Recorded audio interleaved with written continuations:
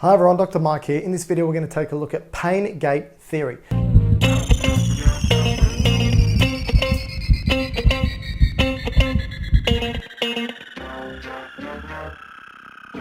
Now, if you've never heard of pain gate theory, you will have definitely applied it at some point in your life. If you've ever fallen over, for example, and grazed your knee, the first thing you probably did was rub that knee. And you did it because it made the pain more bearable, or at least it made the perception of the pain more bearable. Now, what you're doing here is applying pain gate theory.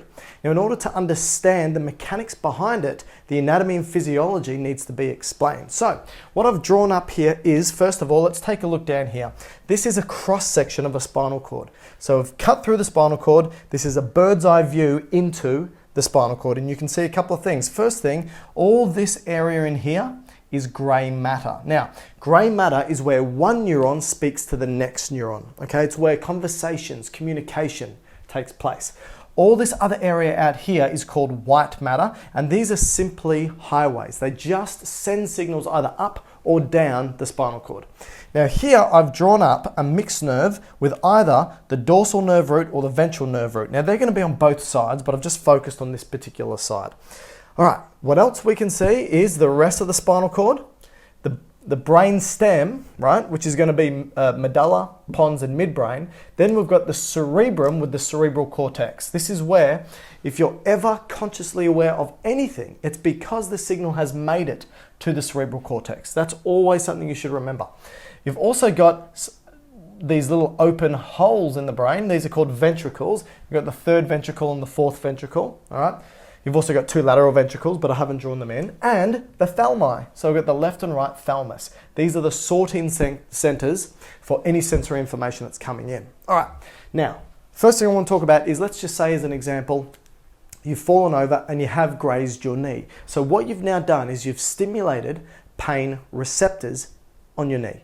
Now these pain receptors are called nociceptors, and let's say we've now stimulated these nociceptors. We send a signal down a neuron that's attached or associated with a nociceptor. It sends it into this mixed nerve, and it makes a decision whether it's going to go through the dorsal or back nerve root or ventral front nerve root. Now this is an important point.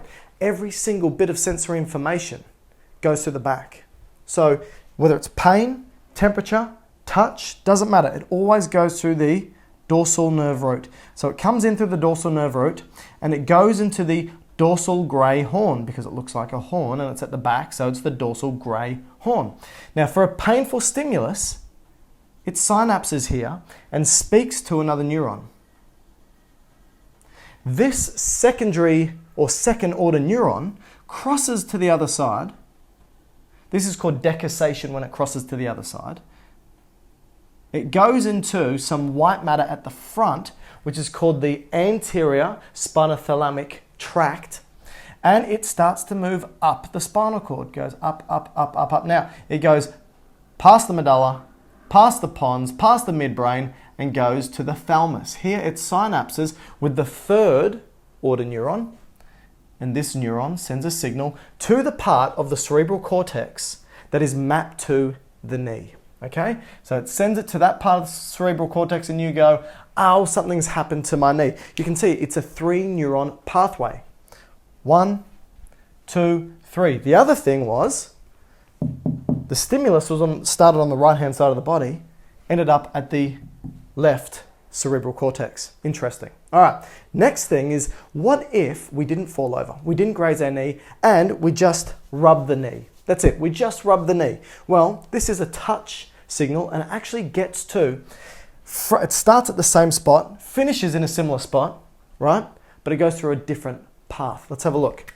So you're rubbing the knee, sends a sensory signal in. Now this is not stimulating nociceptors, it's stimulating maybe mechanoreceptors, and it sends it into the mixed nerve, in through the dorsal nerve root, goes to the dorsal grey horn, and from the dorsal grey horn, it jumps here into this white matter. Remember, the pain jumped into this white matter on the other side, the spinothalamic tract. Here, this is called the dorsal column medial lemniscus pathway. Terrible name, but this is where it's going. So it goes from here jumps into the dorsal column medial lemniscus pathway. It goes up the spinal cord on the same side that it came in until it gets to the medulla. Here, it synapses at the medulla with the second order neuron. This is where it crosses to the other side. Goes up to the thalamus, which is the sorting center, always deals with sensory information coming in. Synapses with the third order neuron, which then goes to that part of the brain. So what's the difference between pain and touch? Well, touch goes up the same side of the spinal cord that it came in and then crosses at the brainstem. Pain crosses immediately and goes up the opposing side. Very important. Now, pain gait. Let's say you've hurt your knee.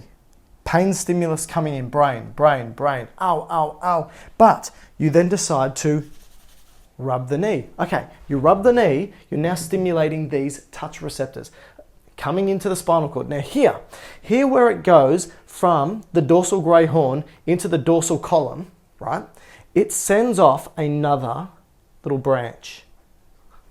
Now this little branch will synapse with another neuron that sits between these neurons. This is called an interneuron.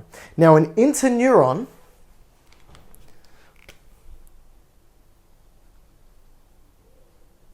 sits between neurons. Now this interneuron is an inhibitory interneuron. What we've done is stimulated excitatory neurons, but here this interneuron is inhibitory. Now what this means is, as this signal, I'll draw it over here,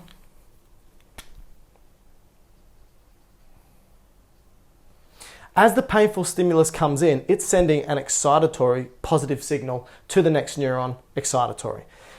This touch signal is exciting this interneuron, but the interneuron sends an inhibitory signal to the pain neuron, that second order pain neuron in the spinal cord.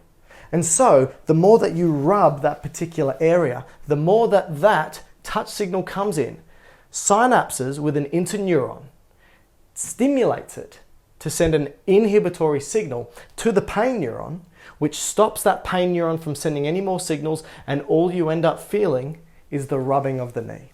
This is the pain gait theory.